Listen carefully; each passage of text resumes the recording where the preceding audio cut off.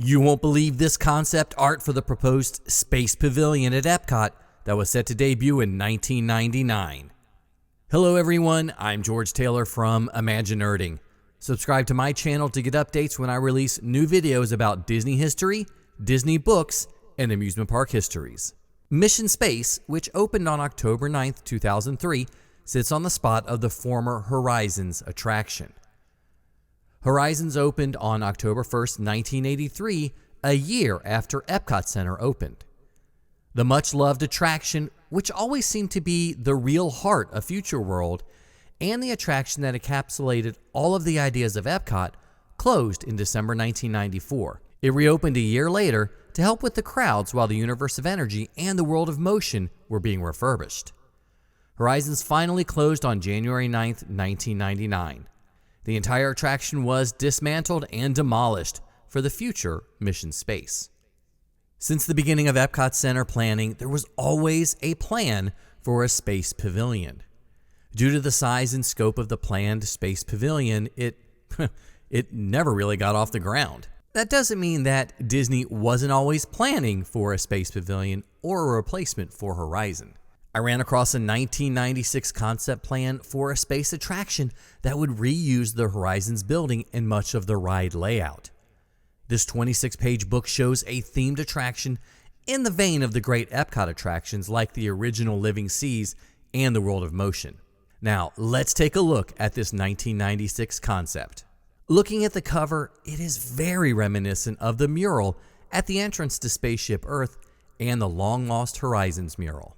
The bottom of the image shows our past and what we thought of and how we discovered space. As we move up the image, we see science-based and actual depictions of space exploration. On the right are the guests, and they are leaning towards the center of the image and the words, EPCOT Space, a journey to imagined realities. Space, a journey beyond what is known. EPCOT 2000, opening summer 1999. The Space Pavilion will be housed in the existing Horizons Pavilion at EPCOT.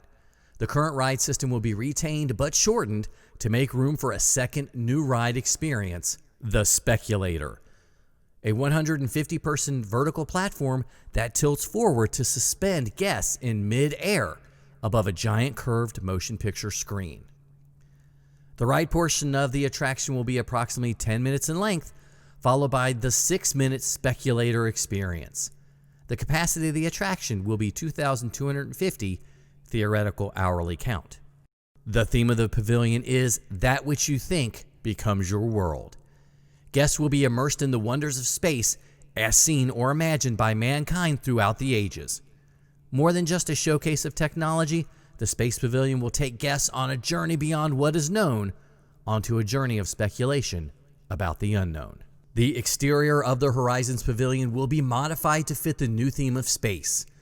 The sloping roofs on the front half of the building will be extended down to meet the ground and form the pavilion's overall new look, a mysterious pyramid, a shape that was often used in ancient civilizations as part of their celestial studies and observation. Out in front of the pavilion will be a large animated armillary sphere, an object used throughout history as a mapping device of the heavens. With planets moving along the orbital pathways, this sphere becomes an enticing marquee to the Space Pavilion. Space isn't remote at all. It's only an hour's drive away if your car could go straight up.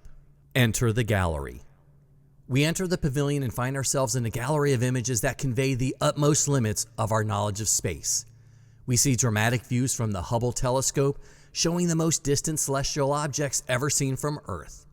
Computer-enhanced images and data sent back from the Voyager space probe are displayed next to a digital readout that counts off the miles Voyager has traveled away from Earth, the farthest into space that any man-made probe has ever traveled.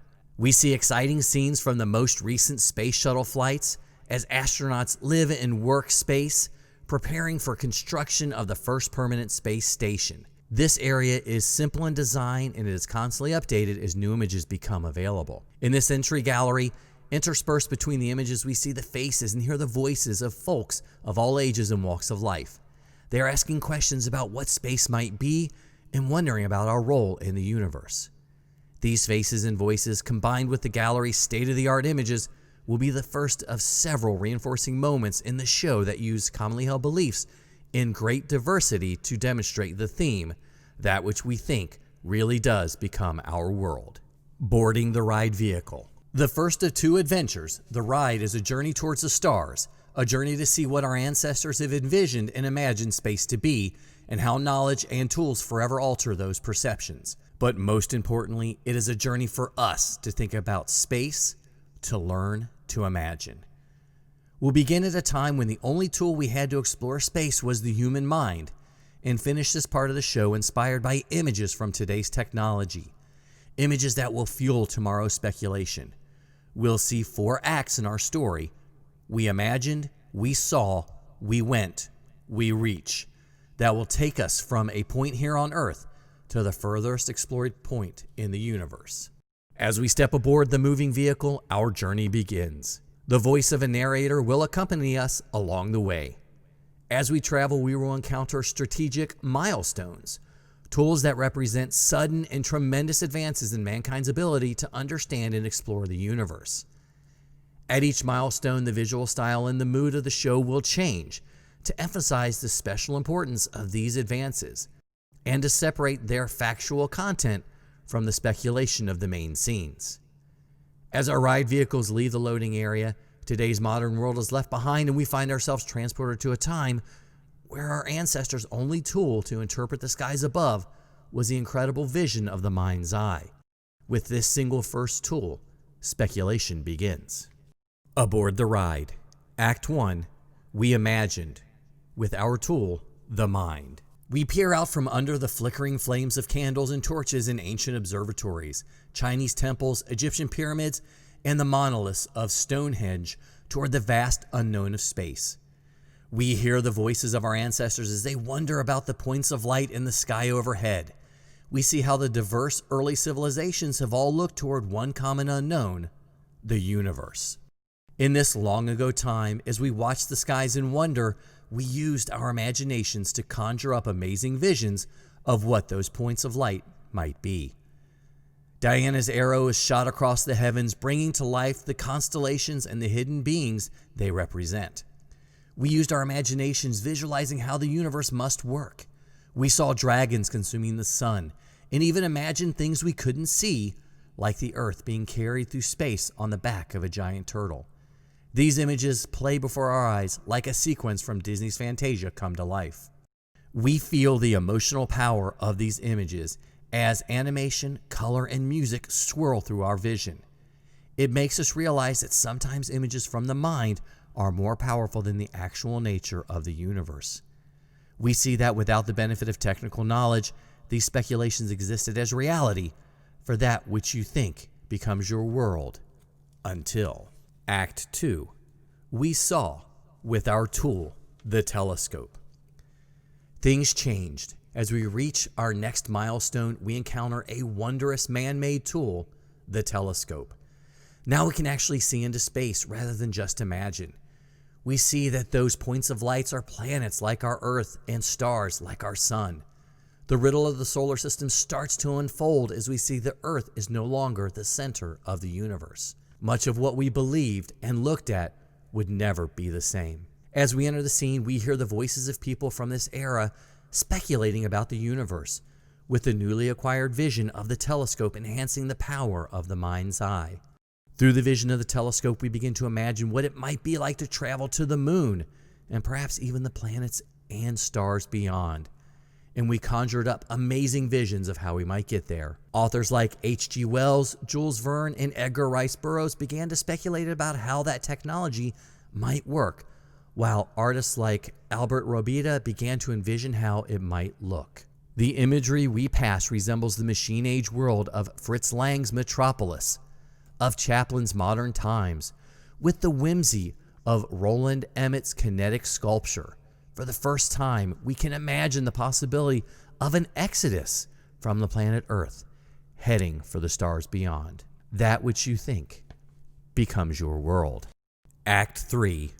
We went with our tool, the rocket. Once again, we arrive at a milestone, the invention of the rocket. The first successful launch put aside, once and for all, All of our quaint visions of how space flight might be accomplished and forever altered the way we would look to the stars and how we would think about getting there. As we pass by this milestone, voices fill our ears and we once again listen to people of that era speculating about space travel and the galaxies beyond. By means of rocket technology, we are able to leave the Earth behind and actually visit our nearby planetary neighbors. We quickly begin to speculate that they too could visit us, and the imagination takes flight, conjuring up amazing visions of flying saucers, robots, and monstrous creatures from other planets. Scenes similar to the most evocative science fiction movies threaten the visitor with surprises as stunning as the illusions in the Magic Kingdom's alien encounter. Through Hollywood magic, we imagine beings from our worst nightmares descending to attack the cities of planet Earth. In another moment, bizarre, fragile, and maybe even benevolent creatures spring from the imagination, confronting us with showers of mysterious rays of unknown power. Could they be evil or good? Act 4. We reach with our tool, Voyager. Speculative images of ever-increasing sophistication bring us to today as we approach our current milestone. Advanced tools that probe the mysteries of space, traveling far into the galaxies, reaching out to points further than we could ever sustain manned spaceflight. Now we are coming to the end of the ride, the first portion of our journey, and we see Voyager carrying its hopeful message of greeting on an endless trek through the universe. It's today, and thanks to the technological advances of NASA, JPL, and the world's other space programs, we can extend our presence and knowledge further than ever before, from our own galaxy into the vastness beyond. We have reached almost unimaginable distances into space, but at the same time, we have reached the limits of our modern technology. Or so we thought. This is EPCOT after all, and coming up in the second half of our space experience, we will have access to an innovative future tool that will forever alter the way we perceive and understand the concept of space and our place in it. Stay tuned for the second half of this video all about the 1996 proposed Space Pavilion. We'll learn about the Speculator, a pretty interesting ride vehicle.